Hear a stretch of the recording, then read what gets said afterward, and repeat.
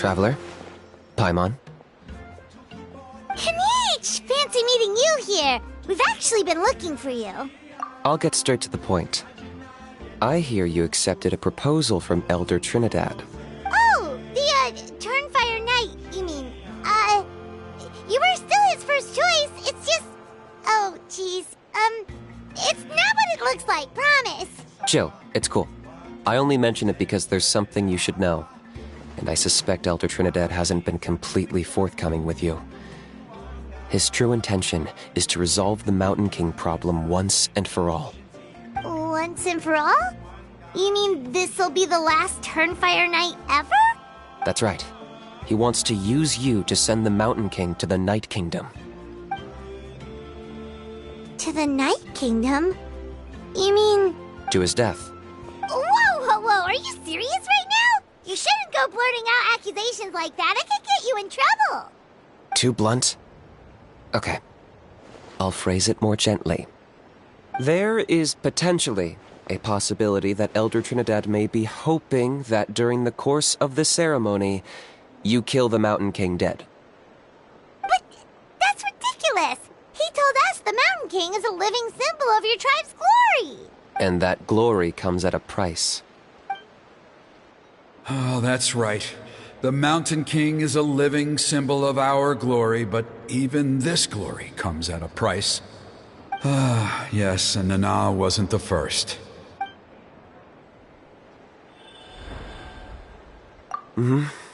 She likely won't be the last to lose her life either. Still, is killing the Mountain King really the only way? It seems so extreme! The Mountain King is a unique case when it comes to abyssal contamination. It's eaten away at him for so long that it has consumed him entirely, and the damage is irreversible. That evil power has both driven him insane and kept him alive over the centuries. So, to look at it one way, once it's completely purged from his body, the Mountain King will finally be able to rest in peace. In past ceremonies, we've only purged around half of the abyssal power. This was to strike a balance, to keep him alive, but also keep him asleep. Trinidad didn't say anything about how much power he wanted us to purge, but he did say there were some more details to go over before the ceremony. Then it sounds like you'll know for sure soon enough. If he really asks us to kill the Mountain King, what should we do? I know this must come as quite a shock, so I suggest you act like you didn't hear anything for now. But would you have time to visit the chief after your meeting with Elder Trinidad? I'd like to make a deal with you. What kind of deal? One that comes at a very reasonable price.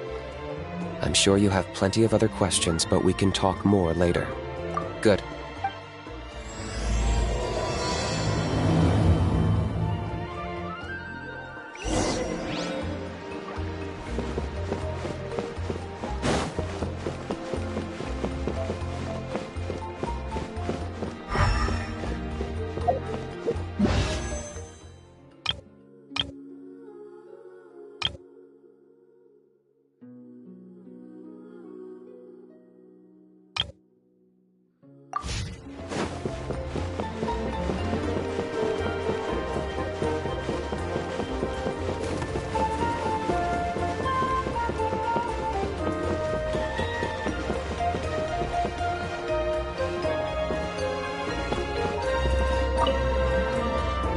Ah, mighty Outlanders, you have returned. Did you have a good rest? It was, pretty good, yeah. Glad to hear it. Things are progressing very smoothly on my end. Many of the elders have heard of your heroic deeds, including the chief. They all speak very favorably of you. There are still those who insist that the ceremony should be performed by the bearer of the Malipo name. But they're just stuck in the past. We need to move with the times. Plus, Kinich doesn't want to do it anyway. Exactly. So, now, it's time for us to discuss the finer details of the ceremony. We covered the fire lighting part of the proceedings yesterday. The next part is the purification of the Mountain King. It's quite simple. You just need to use the sacred flame. We've done it plenty of times before, and it's always very routine. I'm sure you won't have any problems. One point I'd like to stress, though. is that you need to burn away as much of the abyssal energy as you possibly can. The more we dispel, the longer the Mountain King will remain asleep. Asleep, huh? Precisely. In previous years, the Flamebearer has often been unable to dispel a sufficient amount of abyssal energy. That's the only reason why we have to perform the ceremony on a regular basis. But I understand that you have a lot of experience fighting against the Abyss, and you seemed to wield the sacred flame quite effortlessly yesterday. With your help, I'm optimistic this time we can dispel all the remaining abyssal energy from the Mountain King's body, freeing us from this ever-looming threat for many years to come. Traveler? So this doesn't faze you at all, huh? You clearly have a lot of confidence in yourself. If that's all you really need to know, the ceremony's in 3 days. I'll come and fetch you when we're ready. In the meantime, feel free to take a look around our settlement. It would mean a lot to the elders if you got to know some of our people. And if you wouldn't mind helping them out with a few errands here and there, that would be even better. So now we have extra errands to run?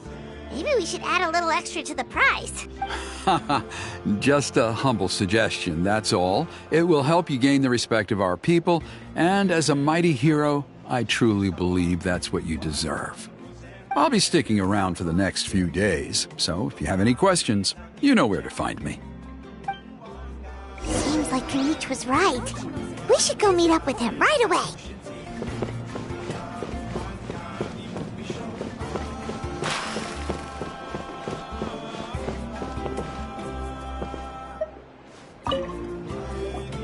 Huh, you're here. Kinich! Elder Trinidad said that... I can tell. It's written on your faces. Is that the Traveler in Paimon? Forgive me for not being there to welcome you on your arrival. That should have been my duty as chief. Hello, Chief Waina. I only heard the news from Trinidad yesterday, so I asked Kinich to invite you over for a quick chat. I believe Kinich has already filled you in, so I'll get straight to the point. Firstly, I fully endorse your appointment as flame bearers for the upcoming Turnfire Night. However, I would like to request that you take steps to ensure the Mountain King's safety. Every child of our tribe grows up hearing the tales of our heroes, from Yupanqui the Firebringer to Burkina and the Mountain King who fought against the Abyss. This is our history and our heritage, the source of our pride and the center of our faith. To kill the Mountain King would be to destroy our spirit. I would never be able to face our ancestors in the Night Kingdom. Nana's death was a great tragedy, and I do not blame Trinidad for the actions he has taken. Nevertheless, I cannot allow any harm to come to the Mountain King. The very roots of our identity are at stake. My honored guests, please give this matter your serious consideration. Perhaps there is, but despite all our attempts to contain the situation over the years, we've not found it. Right now, I should like to hear where you stand on this matter.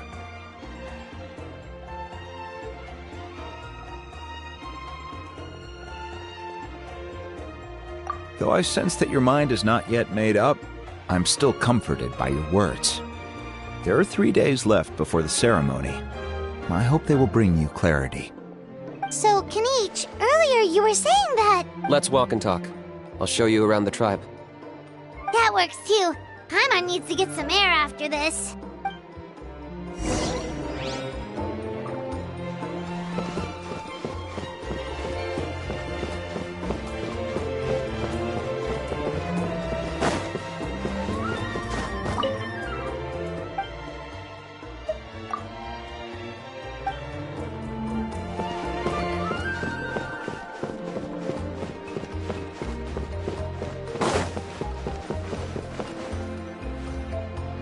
Kinich, Paimon finally understands why you turned Trinidad down. You knew what he was planning, didn't you? That's why you didn't want to be the Flamebearer this time, because it's a double-edged sword. The whole Mora thing was just a sneaky excuse.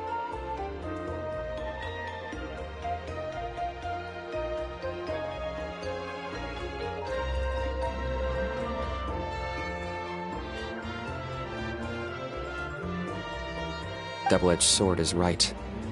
But my response wasn't merely an excuse. I'm working on it. Really? Well, come on then, let's hear it! In a moment. Didn't you have a question you were about to ask me? Oh, yeah. What was it again? Oh, right! We need to talk about How. He's completely unhinged. I agree that he has a problem. He needs disciplining, so I hired him a teacher. You got him a teacher? Oh, Paimon would love to see him get scolded for bad behavior. Anyway, moving on. When we ran into a How, he said you two were investigating some abyss thing together. Is that related to the whole Mountain King situation? Yes, that's the angle I've been working on. I'm a Saurian hunter, but I occasionally hunt the abyss too. One time I was pursuing some purple demonic dogs when I accidentally entered a hidden space. I did some research after the fact. Apparently they're known as beastly rifts, and there are many of them of all different sizes. That's where those purple dogs were coming from. So, if we can locate one of these beastly rifts, clear the monsters out, and move the Mountain King inside, he'd be able to continue living, but without posing a threat to the tribe. Whoa, that sounds kinda crazy. Would it really work? It's not without its risks, of course. There's a lot of unknowns in the equation. For instance, for all we know, a prolonged period inside the rift could make the Mountain King's condition worse. Still, we desperately need something like this, even just as a temporary measure. You've seen the conflict the issue is causing in our tribe for yourselves, and believe me, it's been a long time coming. The chief is adamant about keeping the Mountain King alive, whatever happens. Paimon can understand. It's less about the Mountain King and more about preserving your culture and heritage. Yes, but on the flip side, you've got people like Elder Trinidad, who is more concerned about protecting the people he cares about now and into the future. And he has every right to take that view. It's one thing to try and preserve the last remnants of a glorious past, but making your kin pay the price for it? No one can seriously tell them that's a fair trade. You're right. There's no easy answers here. Let's leave that to one side for a moment and assume we go with your plan. How do you actually intend to find one of these beastly rifts? Because at least in our experience, the dogs open the rifts when they want to attack us, not the other way around. I think I know a way.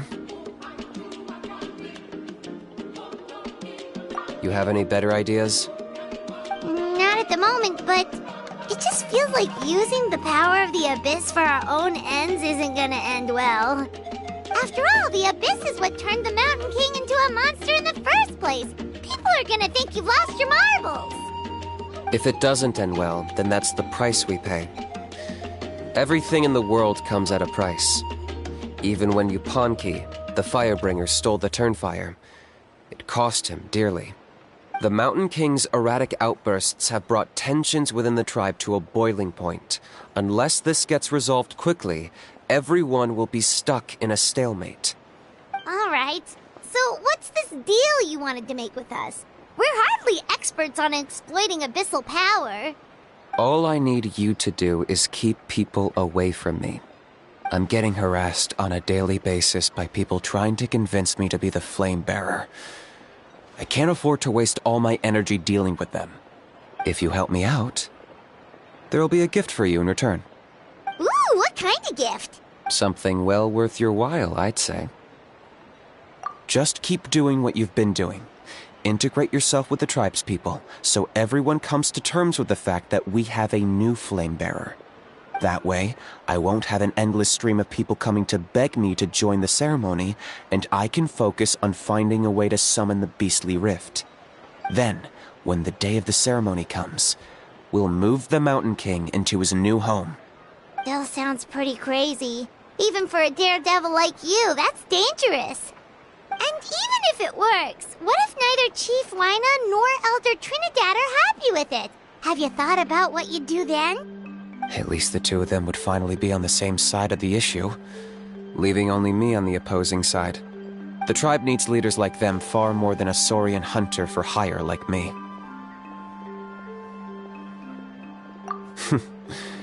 Can I take that to mean that we have a deal? For sure.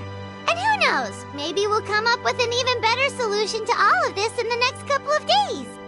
Great. Well, for the next couple of days, please spend some time among the tribe and lend a hand wherever you can. I'm sure everyone will be swept off their feet when they meet our new flame bearer. Good luck to us both.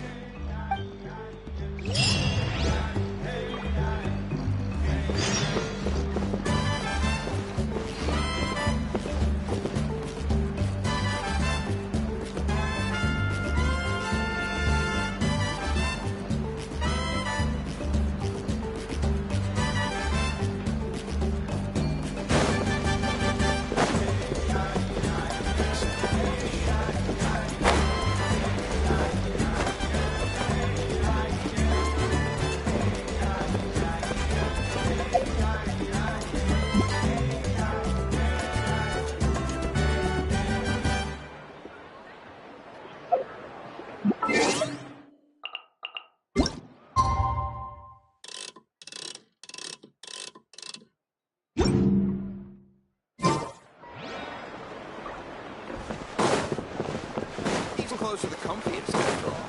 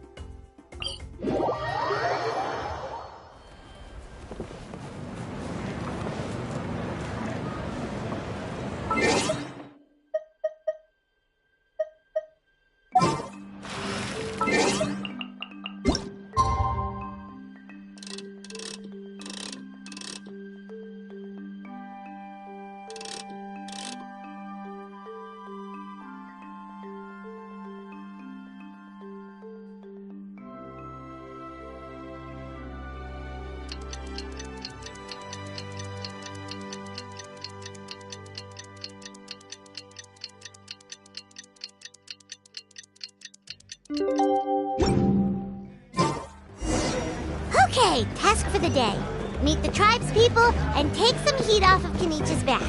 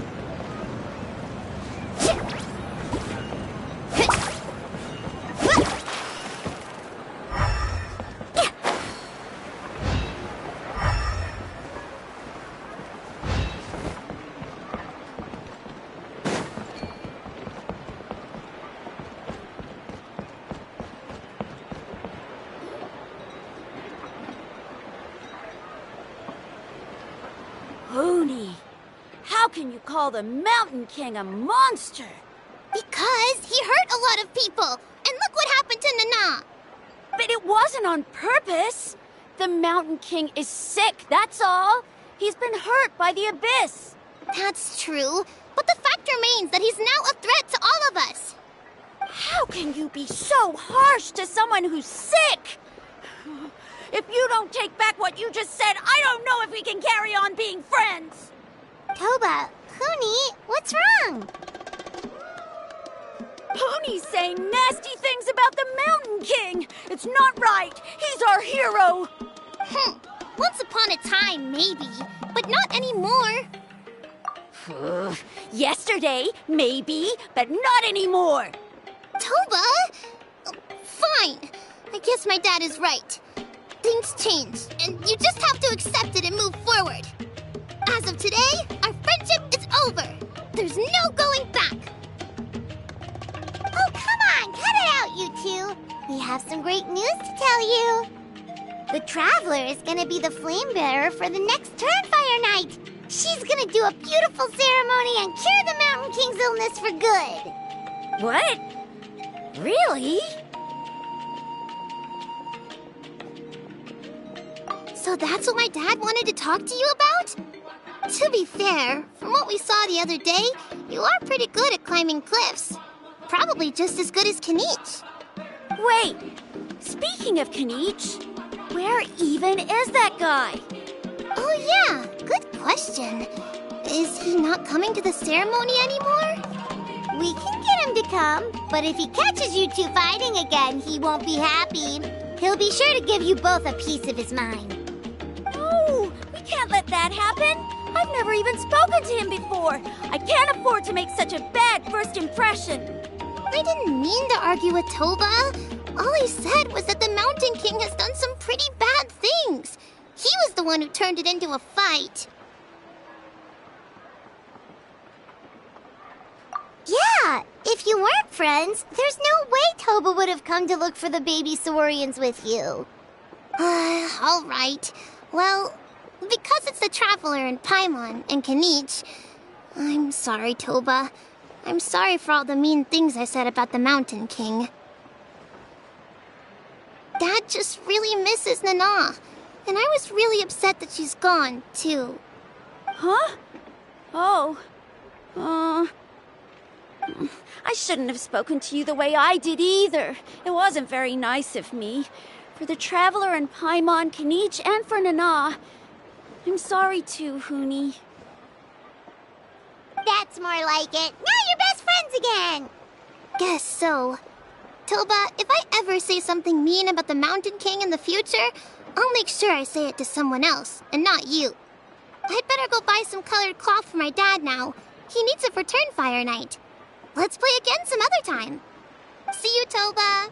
See you, Traveler and Paimon. Okay. I'll head home as well then. See you next time. Okay, take care, you two.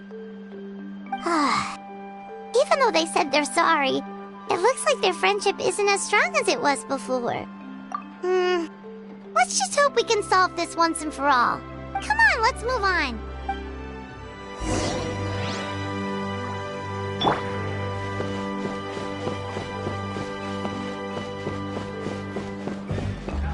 Huh?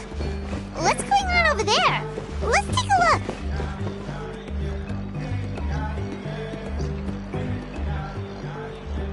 Hey there! What's happening here? A rehearsal for the Turnfire Night dance. Ooh, there's a dance involved? Paimon wants to learn too!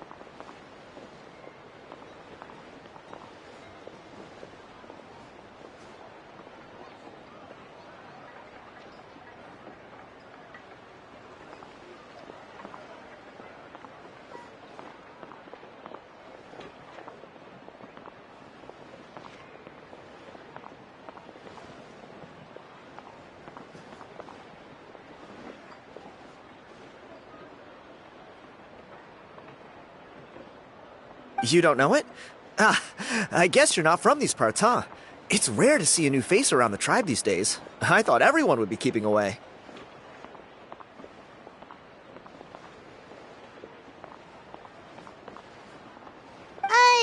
Why do you say that?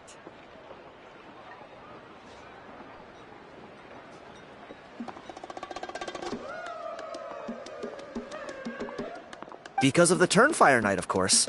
The Mountain King could wake up at any time. That's why we're holding an emergency ceremony. This isn't one of those fun and games festivals.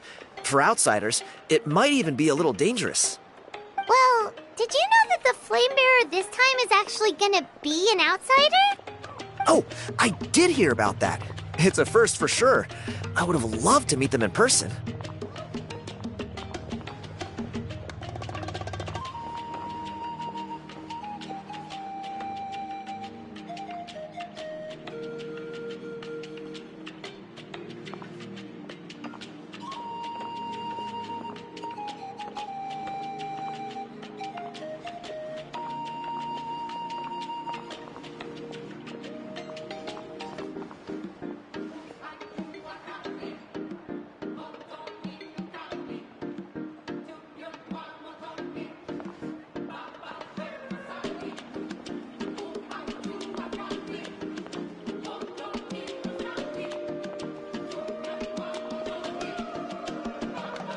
What?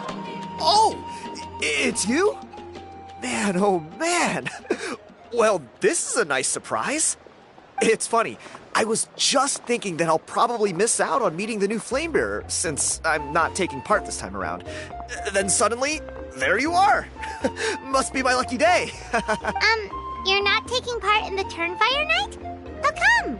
You're not... You must be joking. Watch this.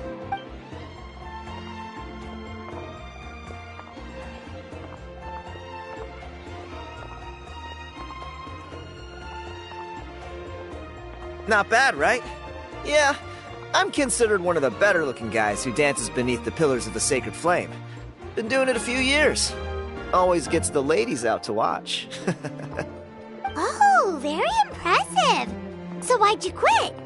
Well, I feel like the whole Mountain King situation is getting more and more precarious. It's just not safe here anymore. One of our elders' Saurian companions even lost her life not long ago. The question is, what are we going to do about this in the long term? But our leaders don't have any answers for us. They're probably too busy fighting about it amongst themselves. The way things are going, it's only a matter of time before it gets violent. So I figured, you know what? Now's as good a time as any to get away for a little while. Go do some exploring. You look a little disappointed. Disappointed? Nah, it's a great opportunity to go see the world. As every male scion of the canopy knows, wherever you are and wherever you go, the only way is forwards. We take pride in that. I won't forget my roots. I managed to get in touch with the Saurian Relics Association. They gave me a simple test. Find a decent quality relic, and they'll make me a member. What's the Saurian Relics Association? You've never heard of it? It's a group of amateur history enthusiasts who do research on the ancient Saurian era. They're all about collecting relics and remnants from that age. Speaking of which, the guy who was Flamebearer before you, I've heard that his Saurian buddy comes from that time. A how? A how's a relic from an ancient Saurian civilization? Oh, yeah, him. So you know those two already, huh? Then, do you know how they met? It was deep inside some mysterious ruin, and they signed a contract there. The association folks say that the kind of contract usually comes with a huge hidden cost. Really? That sounds ominous. Who knows? But if it's true, Kinich can probably handle it. He knows what he's doing with weighing up contracts and costs and stuff. I doubt he'd make a contract that doesn't benefit him. Strangely enough, I actually happened upon a strange mural a while back, and it looked to me like it was depicting a Saurian and a human involved in some kind of Saurian-era contract ritual. Oh, does that count as a relic then? You bet it does. I was all ready to go take a picture of it and use that as my entry ticket to the association.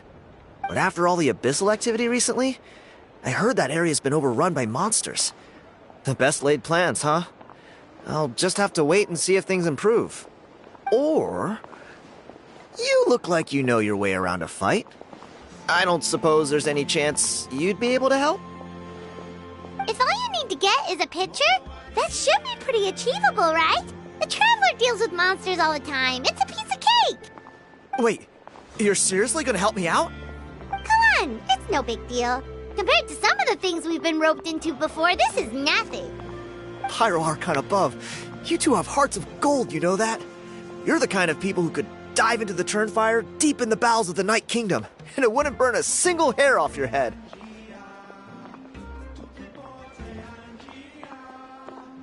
Of course it is. All right, come with me. I'll show you the way.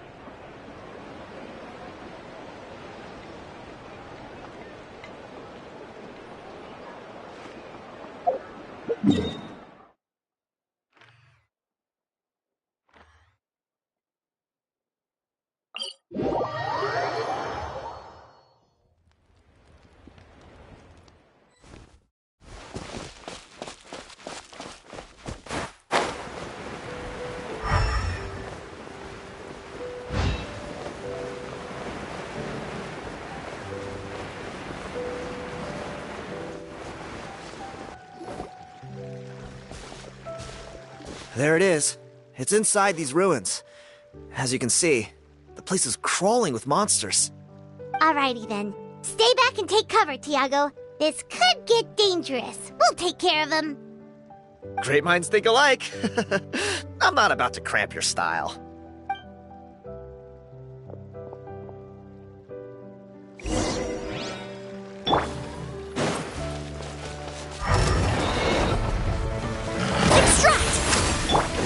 Let's get it on! Let's ride!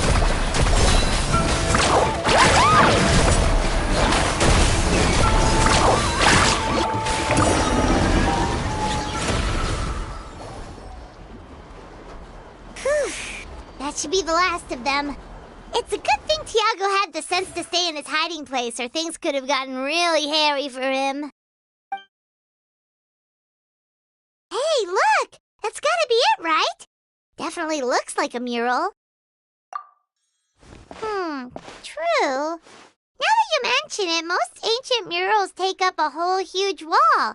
This looks more like someone with a paintbrush got bored and started doodling. It does match the story he told us, though. There's a Saurian and a human. So, is that supposed to be what an ancient contract ritual looked like? Whatever. We're not here to decipher it. Just photograph it.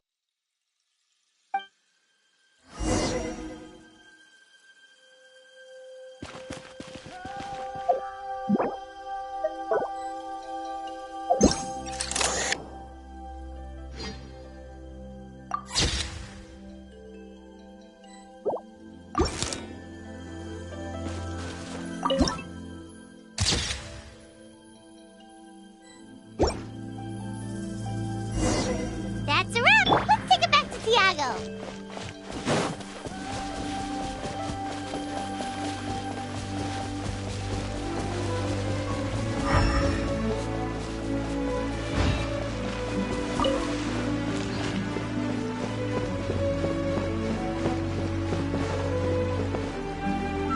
You've been robbed?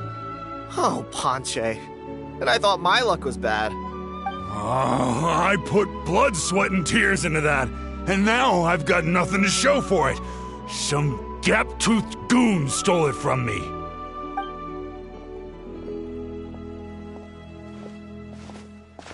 Tiago, is this the picture you were looking for? Let me take a look. Yep, that's the one. Pyro Archon above, you two are superhumans. Hey, Ponche, come and say hi to these guys. They're gonna be the new flame bearers, and they're tough as nails. Wait, are you the Traveler and Paimon? Huh? You already know each other? I don't think so. My nephew Toba's been telling everyone about you. He says you're crazy strong, super friendly, that you helped him out, and that you're gonna be our flame bearers this Turnfire night. Oh, so you're Toba's uncle. Great to meet you, sir. Sounds like we managed to make a bit of a name for ourselves. Toba's not wrong, my friend. These two are honestly some of the nicest, most genuine people I've ever met. Everyone speaks incredibly highly of them.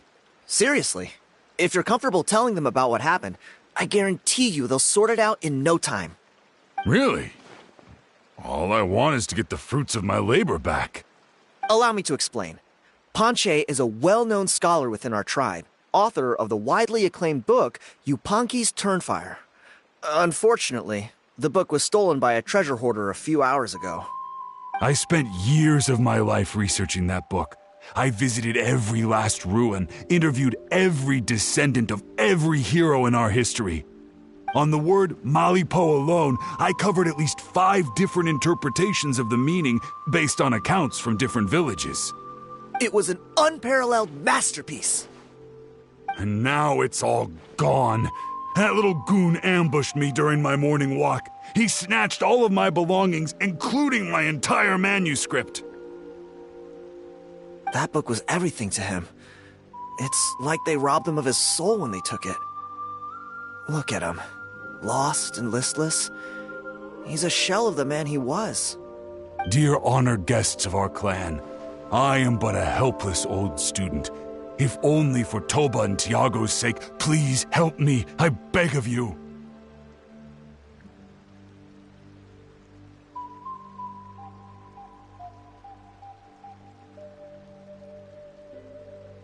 See what I mean, Ponche? Now you've run into these two, your luck's about to change, big time. I don't know if he's still there, but come on, I'll take you.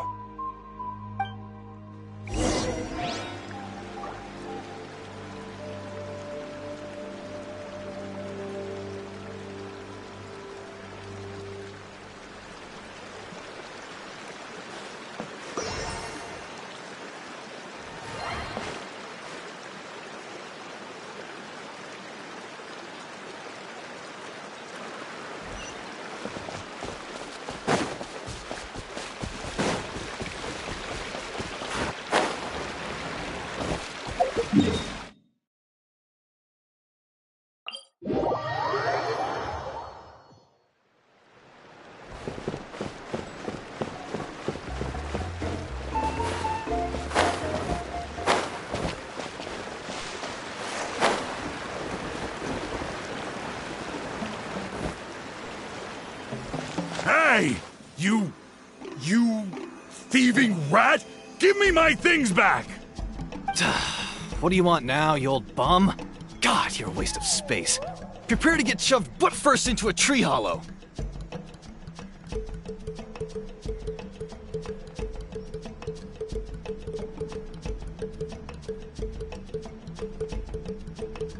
Oh, what's this? Brought a little bodyguard with you, huh? All right, let's see what you've got. Watch this! Eat dirt, suckers!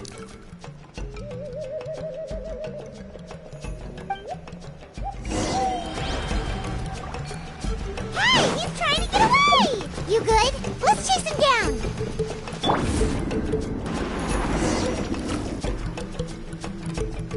Stop, please! By all the warriors, heroes, gods, and kings, I can't run any longer! Please, I don't have your stuff anymore. Have mercy. Oh, yeah? Well, where is it then? I threw it away. You threw it away? The old bum's bag didn't have a single mora in it. Just a tatty old book, worn out pens, and some old rags. All that time lying in wait was for nothing.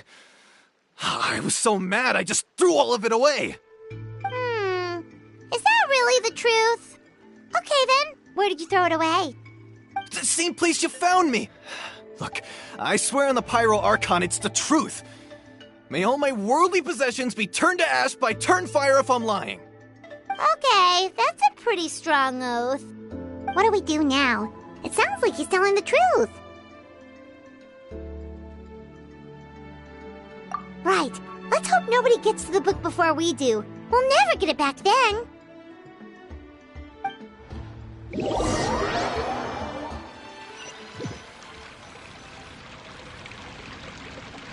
Although the Turnfire is a heroic symbol in Hoytzatlan, it always comes with the more ominous implication of eventual tragedy. This holds true for all bearers of this ancient name in recorded history.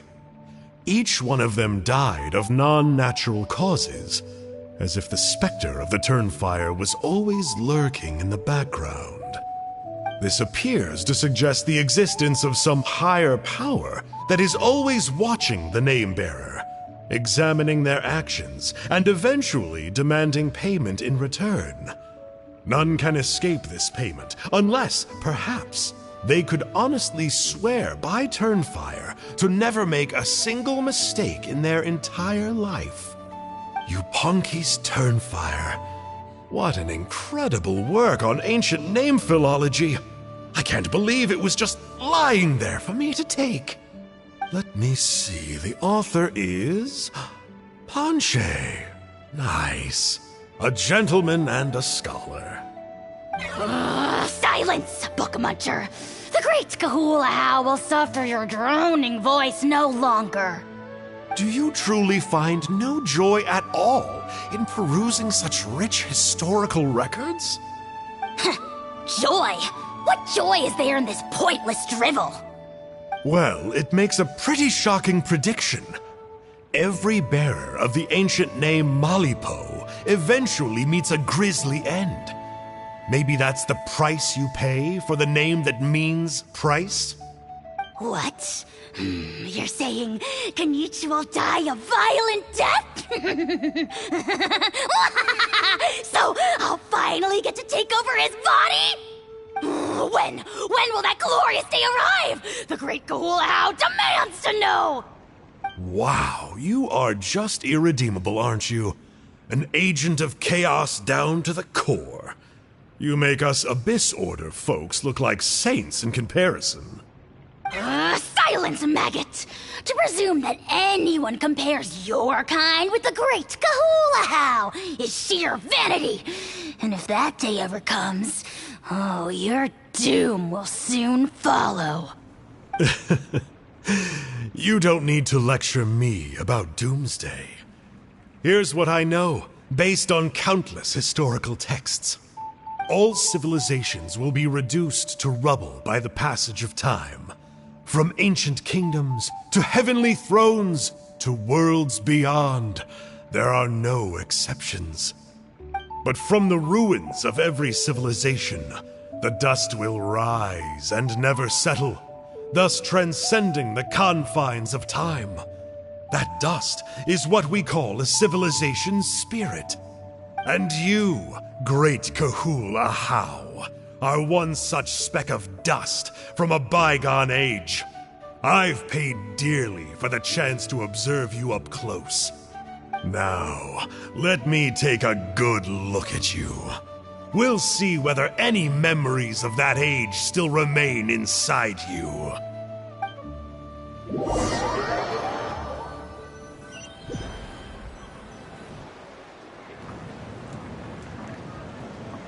We're so sorry, Mr. Ponche, but we couldn't find your manuscript anywhere. Does that mean all of my hard work was for nothing? You gotta stay positive, Ponche. You might have lost the book, but the brains behind it are still intact. Surely you remember the main points at least? The whole reason I worked so hard to get it finished before the Turnfire night is because I hoped that maybe it might help us find a way through these trying times. But now...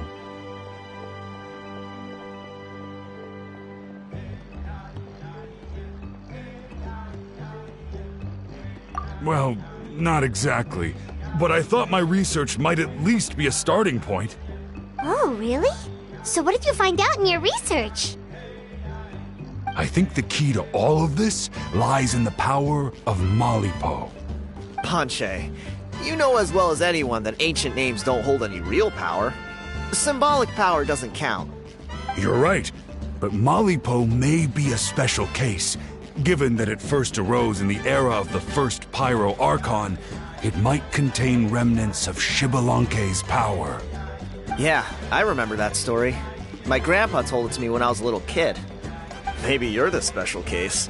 Most kids stop believing in that stuff by your age. I'm not talking about childhood superstitions here. There is evidence. Like what? Like the fact that the Mountain King is still alive. Everyone attributes that to the power of the Abyss. But there's more to it than that. The key factor is that Burkina summoned the power of Malipo at the cost of his own life. If you don't believe me, then answer me this. How many other creatures can you think of who lived longer, not shorter, after being contaminated by the Abyss? Traveler, different situation but similar idea. Doesn't this remind you of the hilly... So, I came to the conclusion that Malipo must refer to some mysterious ritual involving a tit-for-tat exchange. It began with the first Pyro Archon, fell with the Grand Alliance, then was buried in the Night Kingdom. And now, it awaits the call of its new bearer. Hey. Sorry to interrupt, Ponche, but you seem to be getting a little overexcited. I'm sorry. I was originally planning on presenting my findings to Kinich. I'd hoped he would be attending the upcoming ceremony. Sounds to me like you dreamed up one fanciful theory to support another. Kinich, what are you doing here? I more or less finished what I was doing, so I came to have a quick catch-up. Now a good time? Kinich! I'm onto something. I haven't worked out all the details, but you have to attend the Turnfire Night. So Mr. Ponche here has done a lot of research on the history of the Turnfire, and thinks he might have found a way for you to solve the problem. I'll be there, Ponche. Let's go.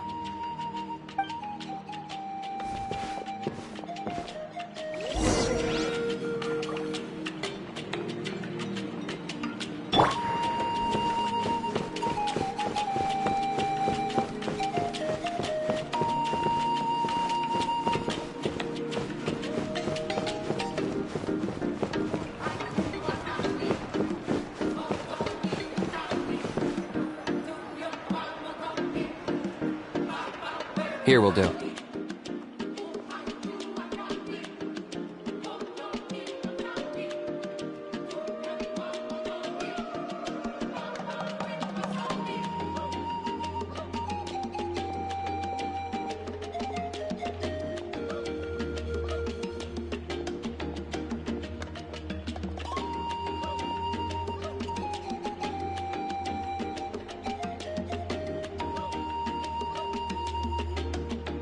Yeah. I'd like your help giving it a trial run tomorrow. If that works, we have our plan come Turnfire Night. Sounds like you're not considering Ponche's idea. You heard him. He hasn't worked out the details yet. We need a more practical solution with concrete steps to follow. Yet? Are you saying you think he might actually be onto something? I think it's possible, based on something I know about the war 500 years ago. Burkina didn't fall to the Abyss. He was killed by the Mountain King in an episode of madness. In his final moments, Burkina made the fateful decision to not fight back, and instead pass his blood and power on to the Mountain King. Maybe he thought the Mountain King was stronger than him, and more valuable to the tribe. Or maybe it was just out of loyalty to his friend. Either way, I can believe the Turnfire was involved. Whether you think his sacrifice triggered it, or his fate was sealed from the moment he took the Malipo name, it makes sense to me. How can you drop these truth bombs with such a straight face? This is what I've gleaned from my many interactions with the Mountain King. His mind is so disordered, It took some time to piece it all together. The story Elder Trinidad told you was the more palatable version of events. The truth is even darker. The Mountain King's mind isn't just disordered. He is suffering and feels great shame. I believe he wants to be put out of his misery. What? Then what should we do? Should we grant him his wish? Of course not. We should help him move to a new home. It's the only practical solution. The Mountain King is a hero to my tribe. An object of worship, even. Ending his life would be like desecrating a statue. Still, he's been the cause of multiple disasters, and we can't afford to have any more. Ugh. Practical solutions hurt Paimon's brain. Can we follow our hearts next time? Then let's break for the day. I've already found a suitable venue for tomorrow.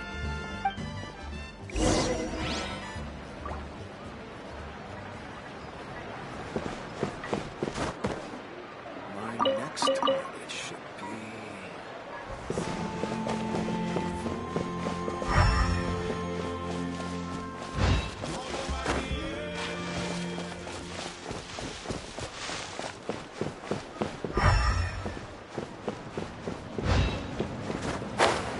These clothes are the comfiest after all.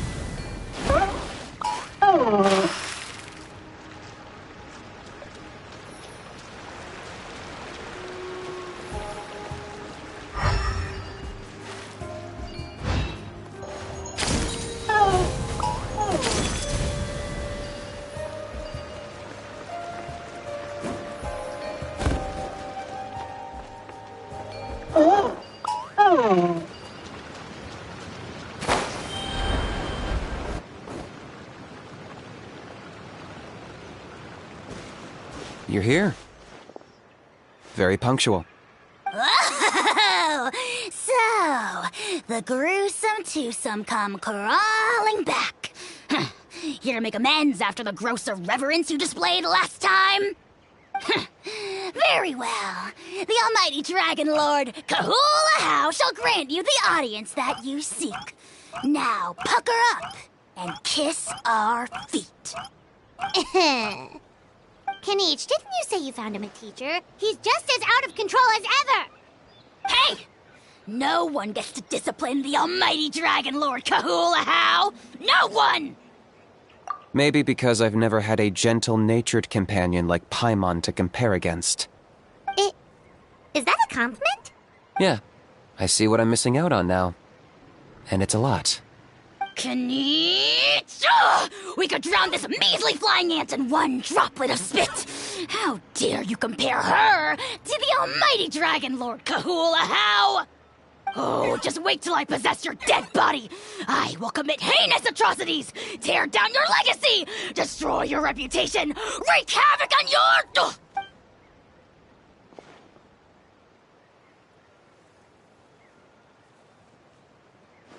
Traveler, Paimon, let's get down to business. Once we've opened the beastly rift, you're welcome to toss a how in there for a couple of days. With pleasure. You don't need to ask twice. I got my hands on this device in a trade. It's meant as bait, but it'll also stabilize the abyssal energy. The rift towns will tear through space to get to this. Once they're here, we take them out and claim the rift for ourselves.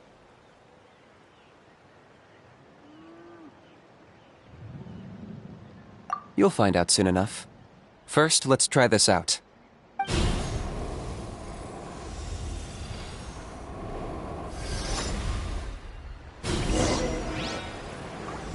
They'll tear you to pieces given half the chance, so be careful.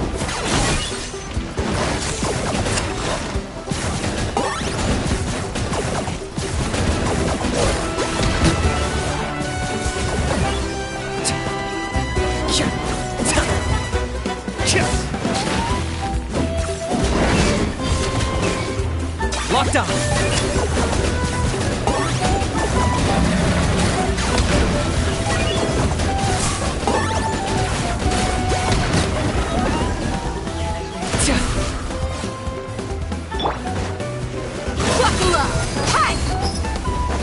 Okay.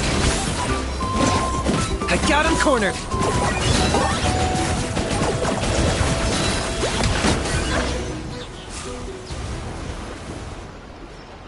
Uh-oh. Are there even bigger ones on the way? You see, Kinich? I'm a man of my word. In fact, I'd say I under-promised and over-delivered. Nifty little gizmo, isn't it? I take it this is your true form? Now that our deal is complete, it's time to start the next phase of our relationship. I made a promise to the great Kahula How, and now I'm here to seize your body for his use. Cliché, I know. The hero's trusted partner sells him out to the abyss in a shocking act of betrayal. Cue bad guy speech and drawn-out death sequence. Huh? Angel? Huh? Huh? What are you two doing here? Oh, Mr. Kinich, this is not what we agreed on. Traveler, this is the gift I got you. I know you're looking for intel on the Abyss Order, so I thought he might be of use to you. But it looks like you've already met. Yikes. Frosty reception. Gotta say, I kinda pictured this moment going a little differently. Tears of joy welling up in your eyes as you say the words, "It's good to see you again, old friend." Don't be ridiculous. Sounds like you've been reading too many romance novels. There we have it. Change is inevitable and nothing lasts forever. What a pity. Well then, time for you to meet the new me. This time, please call me Sanka. Sanka! Aha! So you're a glasses guy! You tricked Huni and Toba into telling you a bunch of stories! What does it matter?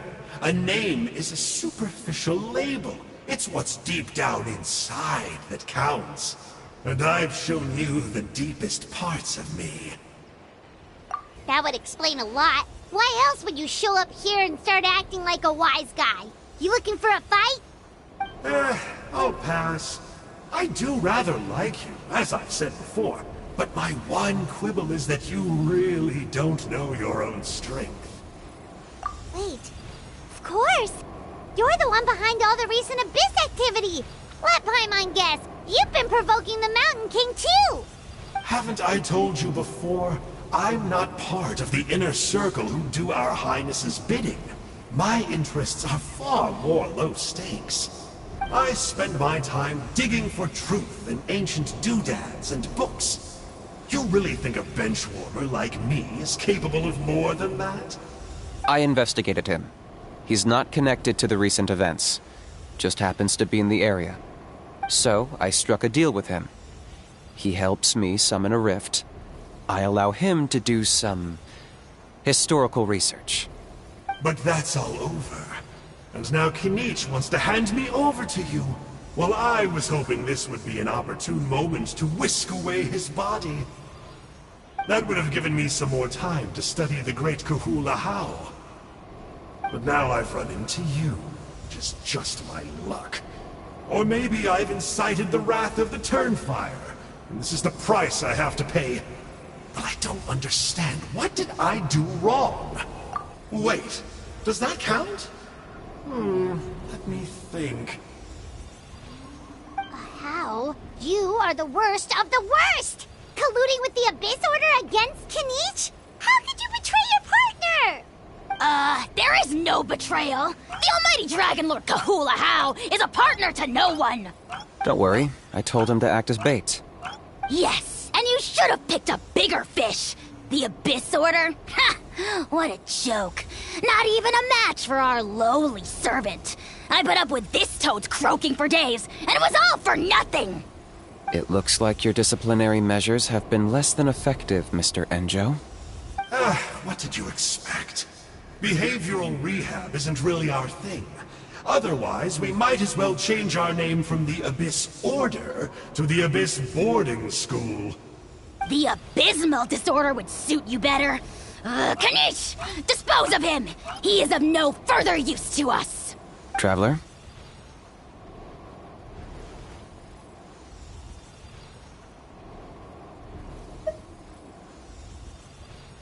You see, this is why I like you. Still, you shouldn't underestimate me just because I'm a lowly clerk.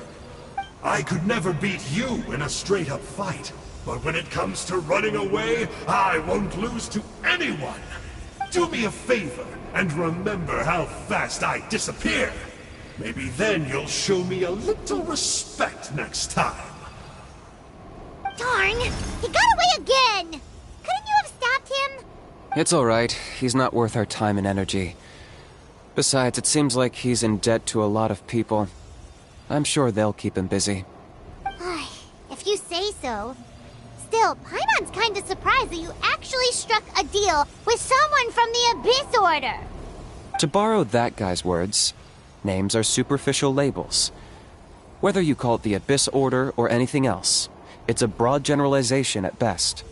Think of it like apples that have fallen from a tree. If you tasted each one, you'd find that they're all at different stages of ripening. Even the unripe fruit blown off its branch before it's fully grown can still be brewed into a fine wine. Everything has its use. Huh. Well, in that specific sense, maybe Enjo's not such a bad apple. Not rotten to the core, at least. Of course! Only the almighty Dragon Lord, Kahula How, is rotten to the core and evil beyond redemption. Ugh. So what exactly are you anyway? You're definitely the evilest little thing Paimon's ever met. Don't worry, he can't hurt a fly. You could say that. Paimon heard that those kinds of contracts might come with a terrible cost attached. Is that true? Such as a How watching me like a ravenous vulture? Vulture? Vulture! We are the Dragon Supreme! Sovereign ruler of the Nation of Flame! Let's pick this up another time. It's getting kinda late. You should go back and get some rest. Big day ahead. Tomorrow's Turnfire night. Time to light the sacred flame and burn away the filth for a legendary 500-year-old warrior. Oh yeah. Hearing you lay it out like that is making Paimon a little nervous. For all the work we've put in, it all comes down to tomorrow night. We have to make sure we solve this problem once and for all. Then it can't hurt to say this one more time. Good luck to us both. See you tomorrow.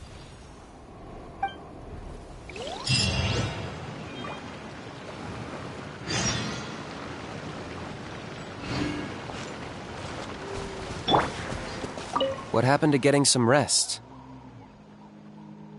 You're cautious, like me. I get it. But don't worry, like I said, I investigated, and I'm confident he has nothing to do with the Mountain King situation. Before he got tangled up with us, he was looking into the Mare Javari. That's another major part of Natlan's history. Our ancestor, Burkina, once fought a campaign there alongside the 5 other heroes. But it's not such an easy place to get to these days. That's about all I know, though. I have yet to take a job that involves the Mare Javari. What happened to getting some rest? A house piqued your interest, huh? It's true that he's a relic from an earlier Saurian age, but since we're bound to each other by a contract, you can see him as my companion for now. I know he can be awful, but don't worry. As long as I'm still around, he can't do that much damage. That's a key part of the contract. A How has to obey my orders and lend me his power for as long as I live. And after I die, a How gets control of my body. That's the price. Crazy, isn't it? That was probably the first time I really appreciated what it meant to pay a price. Then once I signed the contract, I received the ancient name Malipo. But that's a whole other story. We can get into it another time if you're interested.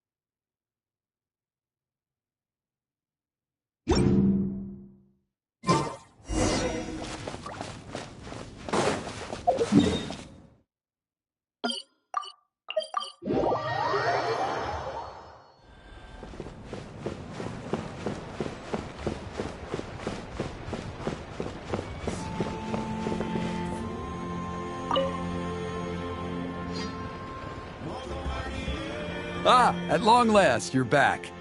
I hear you've done much for our people these last few days. Everyone has nothing but praise for you. Many young people have heard the rumors too. They're all eager to meet our new flame bearer. Well, they won't have to wait for long. It's almost time for the ceremony. We really hope we can resolve the Mountain King situation quickly and smoothly. Seems like a lot of people have been worrying about it, huh? Well, it's nearly time. So, if you're ready, then follow me to the ceremony site.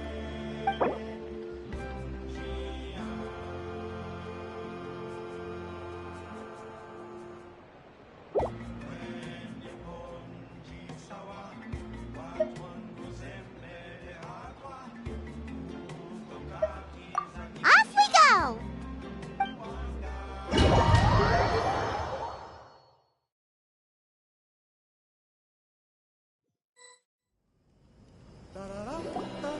Here we are.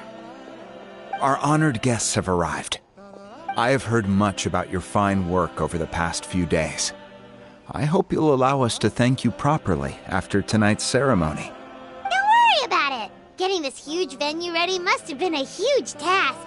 No need to make extra work for yourselves on our account.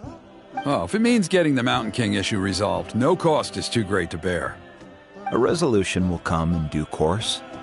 But every great fire starts as a tiny spark. We must take it one step at a time.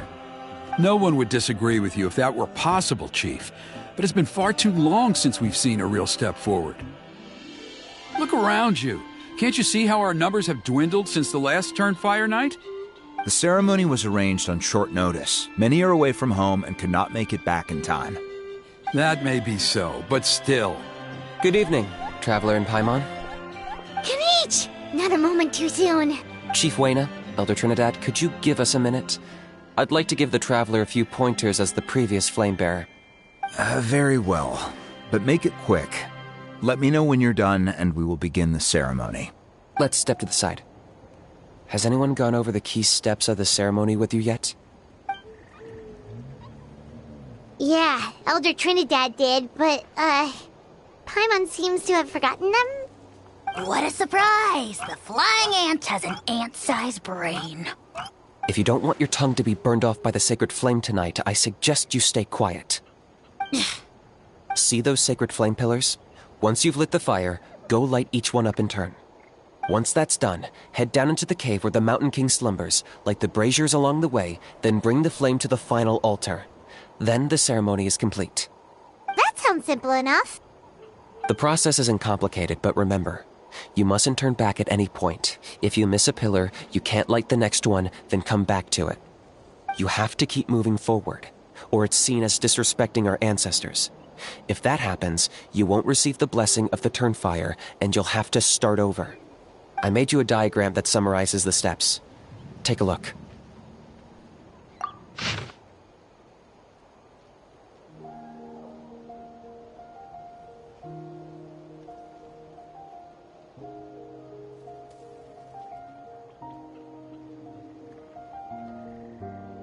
So that's our part. What about you?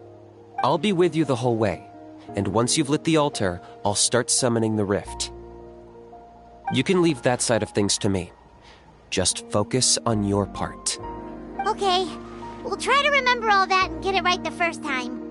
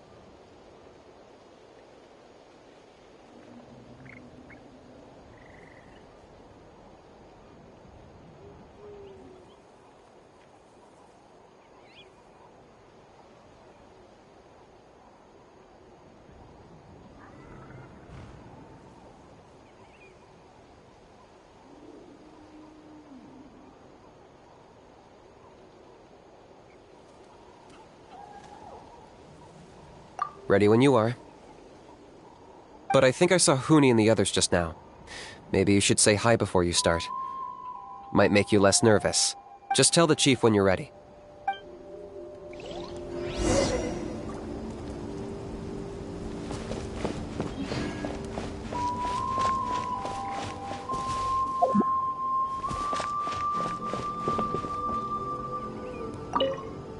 Oh, Miss Traveler! You look so pretty today! You're gonna make sure the Mountain King never threatens us again, right?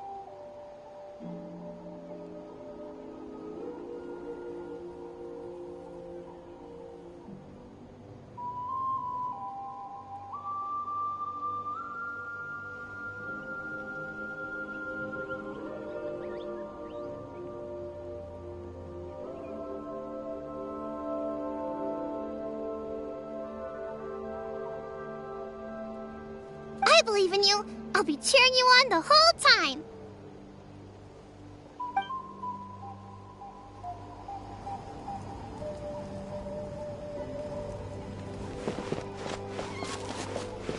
Mighty Outlanders, the time has finally come. You know what must be done. Please remember, you must cleanse as much abyssal energy as you can. This is the only way to prolong the Mountain King's slumber. I am sure you have what it takes.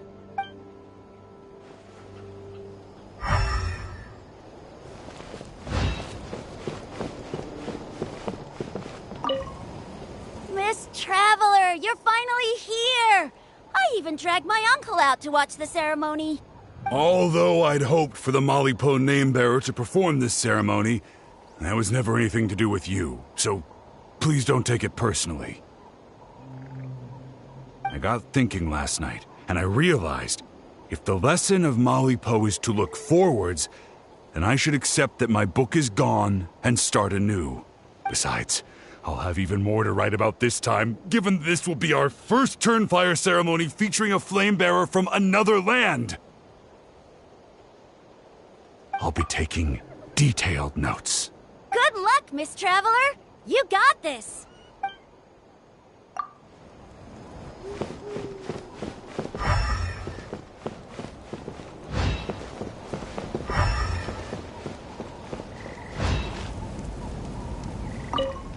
Hey! Bet you're surprised to see me. Didn't think I'd be coming, did you?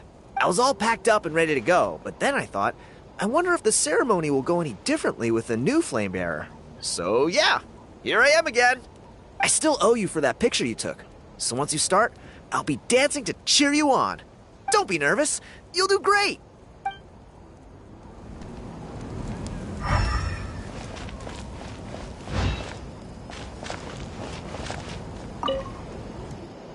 How are you doing? Is all in order?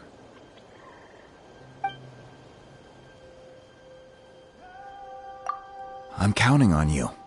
Don't forget what we talked about. By past fuel and present flame, life marches ever on. My brothers and sisters, the time has come to light the fire once again, and let the Turnfire night shine bright in Hoytzitlan.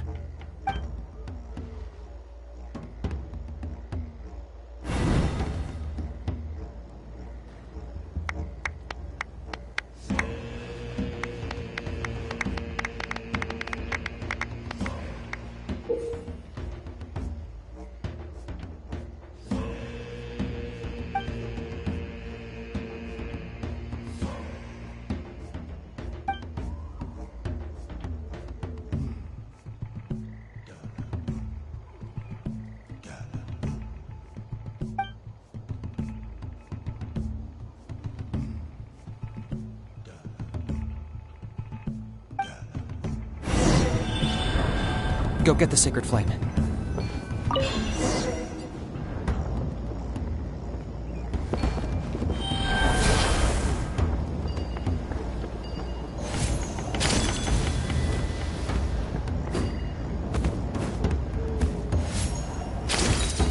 Nice and done. Off to a good start. Great stuff.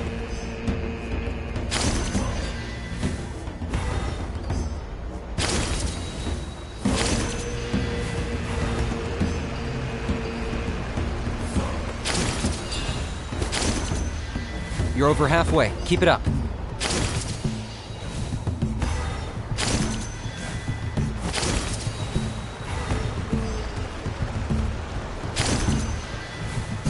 Impressive. Just one more to go. Come on, one last push. The final sacred flame pillar is up ahead.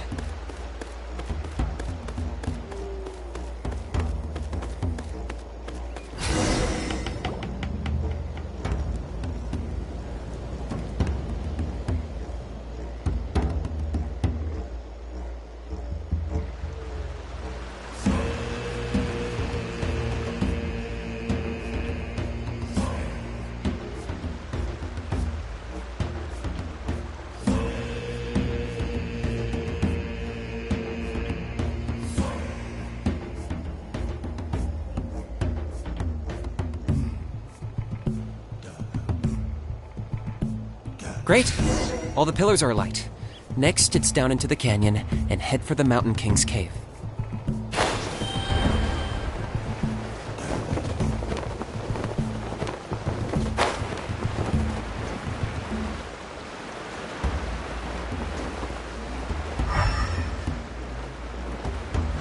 Almost there. The cave is just up ahead.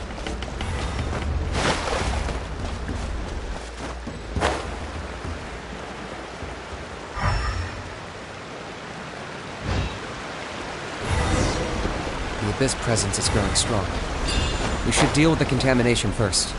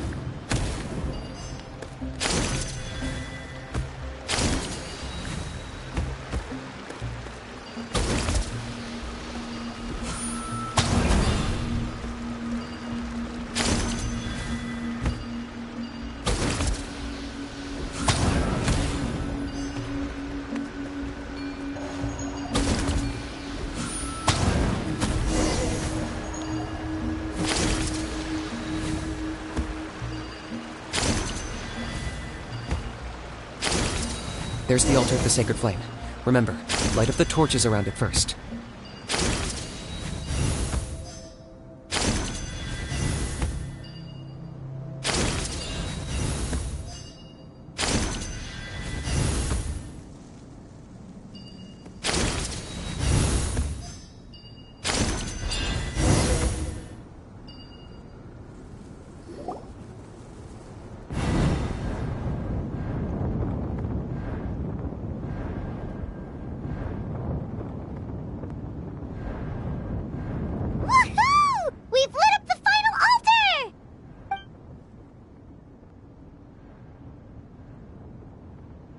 That's the Mountain King up ahead, right?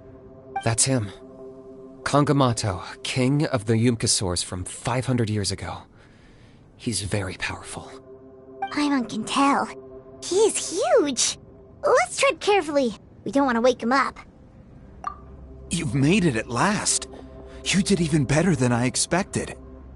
Traveler, now comes the final and most important step of the ceremony. Please use the power of the sacred flame to cleanse the Mountain King of abyssal filth. There's no need this time.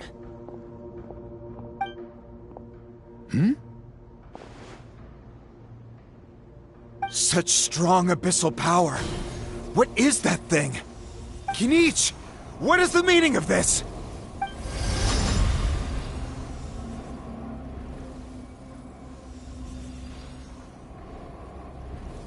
Is that a beastly rift?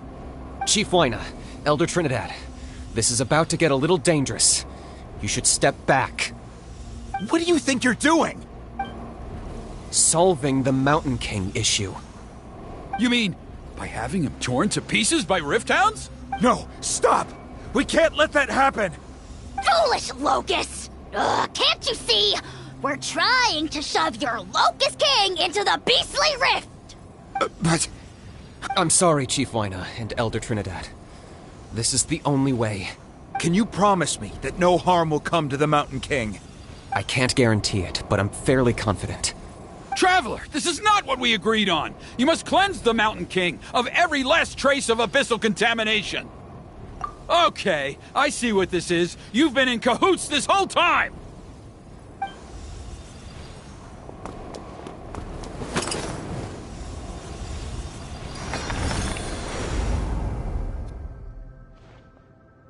Ugh, you imbecile! What have you done? Oh no! The device is destroyed! You forced my hand. I had no choice. Elder Trinidad! What are you doing?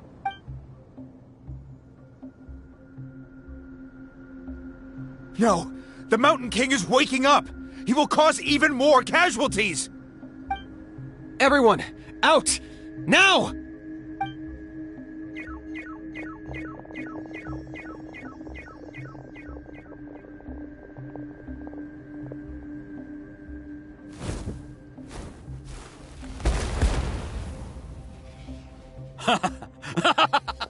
Well, it seems there's only one way to awaken you all from your willful blindness.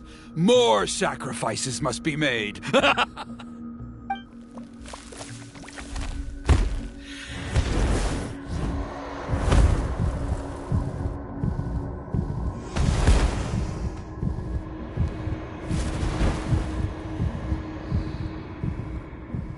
Take me, O Mountain King! Take me as your next sacrifice!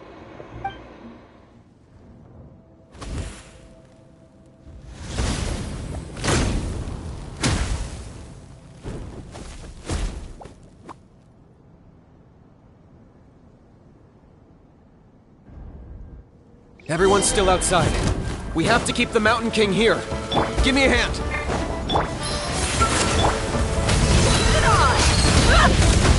Target acquired.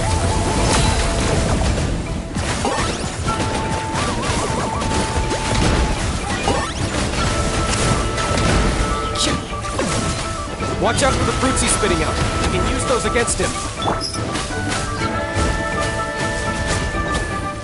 Look alive! Yeah, that's it!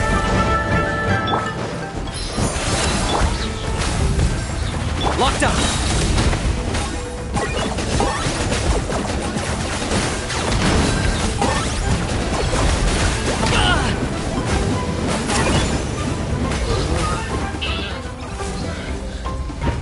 Bow before your king! Submit to law! Neutralize! Carving waves!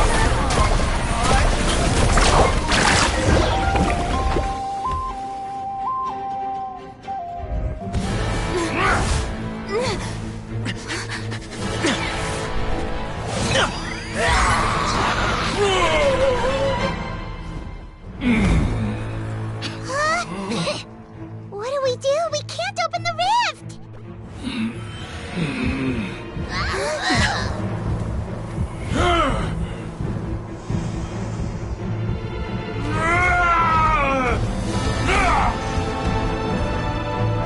Kill me! Put an end to Hoyt's shame!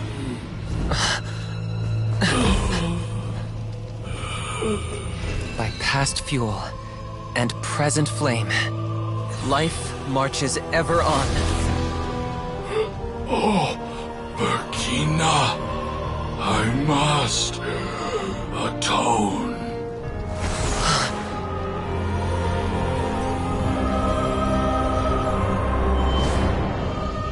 Patience. We will answer to the fire for all our deeds. Even if one day I fall behind, never look back. Keep moving forward, as we are now.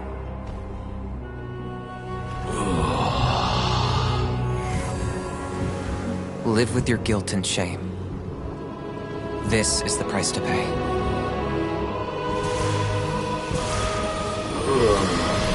Heir to the Turnfire, please use my ruined vessel to train the heroes of the future. The will of Kangamato will march ever on, till the abyss is stamped out.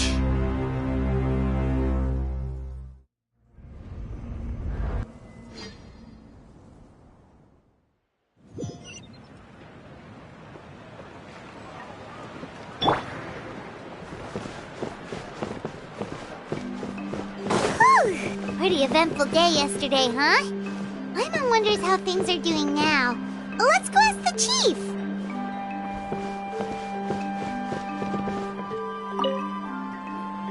Traveler, you've come at just the right time. I have some good news for you. Trinidad's condition is stabilized.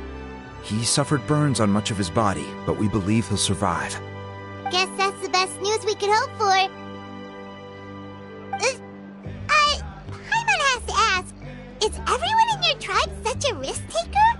First Kinich, then Elder Trinidad? Is this the scions of the Canopy's adventurous spirit in action? We're simply not afraid to charge ahead into the unknown.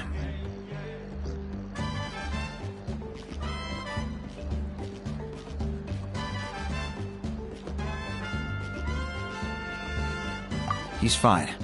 Don't worry. He's gone to check on the Mountain King. Something most mysterious has happened. After the incident yesterday, a transparent shell has formed around the Mountain King's body. We don't understand the mechanism behind it, but the shell appears to insulate him against the influence of abyssal power. It is somewhat akin to a scab, in that it stops the abyssal energy within him from bleeding out, while also preventing further abyssal energy from seeping in and infecting him.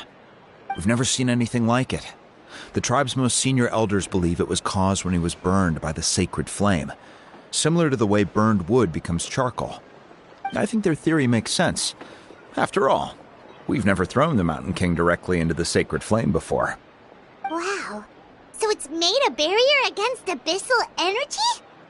That's a good thing, right? It's practically a miracle from what we've seen of it so far. It means that the Mountain King's level of abyssal energy is now stable. No longer will we need to perform an annual cleansing ceremony. Wow, that's amazing! I know what you're thinking.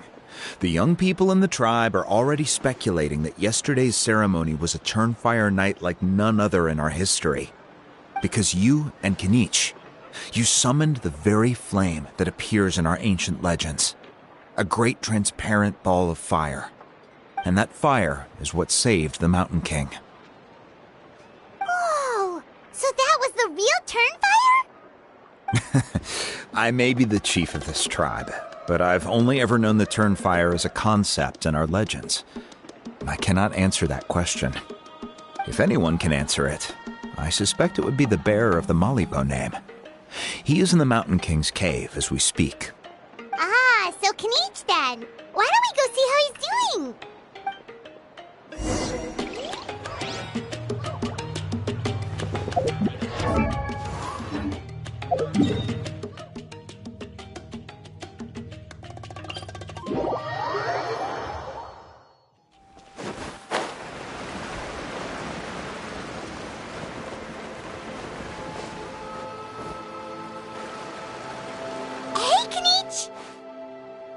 Hey yourselves. You two doing okay after yesterday? We were gonna ask you the same question. You scared Paimon half to death when you rushed into the fire. Sorry, I couldn't just stand and watch the Mountain King get burned alive. So you thought you'd try and extinguish the sacred flame with Dendro? Or is that an attempt to make the almighty Dragon Lord Kahulahow die of laughter? The sacred flame only possesses a fraction of the Pyro Archon's power. It's not as if I was fighting the Pyro Archon herself. Kinich, when you went into the flames, were you intending to... Intending to what? To, do the same thing as Burkina? Sacrifice myself? Of course not. My focus was on keeping the Mountain King alive, not on what it would cost. But now I'm curious. What made you think I was going to sacrifice myself? Well, because everyone's saying the Turnfire is what saved the king last night. And Ponche's theory was that summoning the Turnfire is a tit-for-tat exchange, right? So, Paimon thought you decided to pay for it with your life. So you've heard that rumor too. I'm afraid I can't say for sure. What happened yesterday... Well, even if you don't know, there's probably no one in the world who does.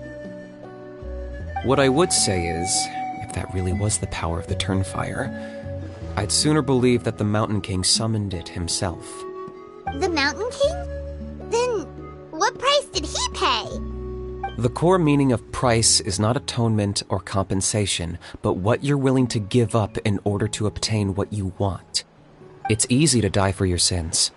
Much harder to live with the guilt and keep on going.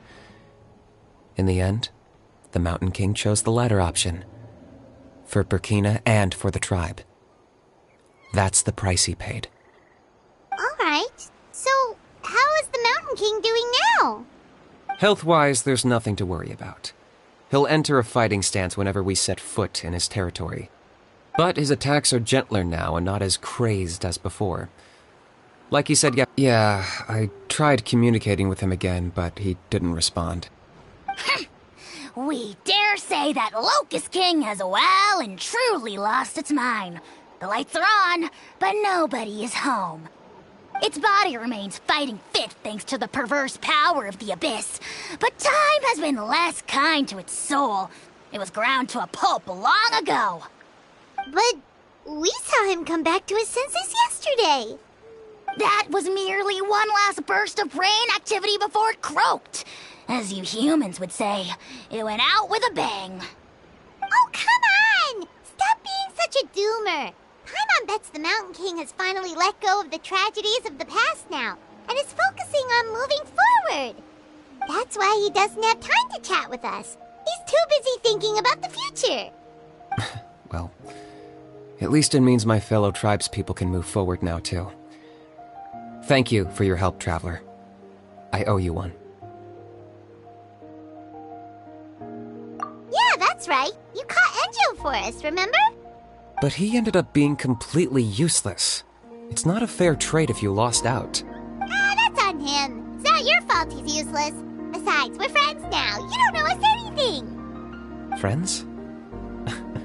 But your friendship is an even more valuable gift. I can't in good conscience accept it for free. So, promise me, if you need anything in the future, you'll come to me. For you, I'll do anything.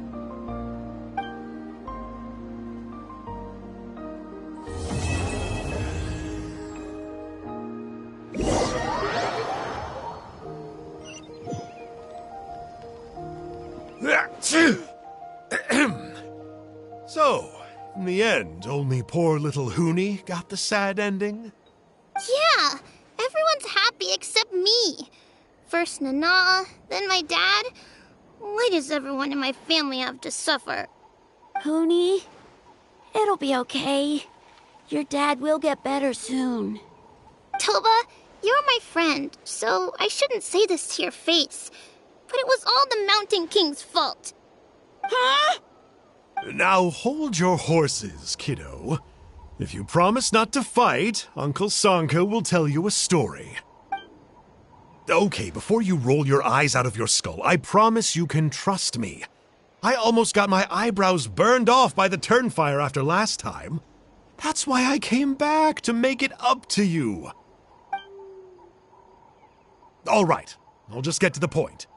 Do you know what Uncle Sanka loves the most about your people?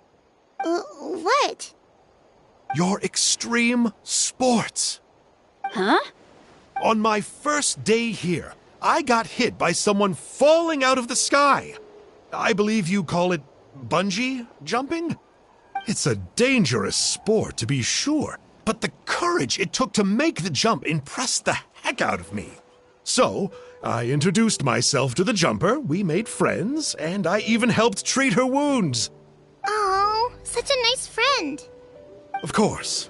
Anyway, the good times didn't last, because I got captured by a powerful foe, so we had to part ways for a while. In the hands of the enemy, I was scorned, scolded, and nearly given away as a gift. Oh, it was so humiliating. A horrible experience to look back on. Why does Uncle Sanka always have to suffer, I thought.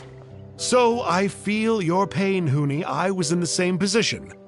But in the end, I made it through, and I left all of those painful memories in the past. I even managed to reunite with my friend. Is that it? The moral of the story is to look forward in life, right? Yeah, we've heard that one millions of times. Sorry, Uncle Sanka, but you're not cut out to be a teacher. Very smart, Huni, but not quite smart enough. What I'm trying to tell you is that after I reunited with my friend, I found her injuries were all healed, but she really missed her family. So, I thought you might like to see her too. She's right behind you. Turn around and see. Another trick about not turning back? I'm not falling for that one again. Huh?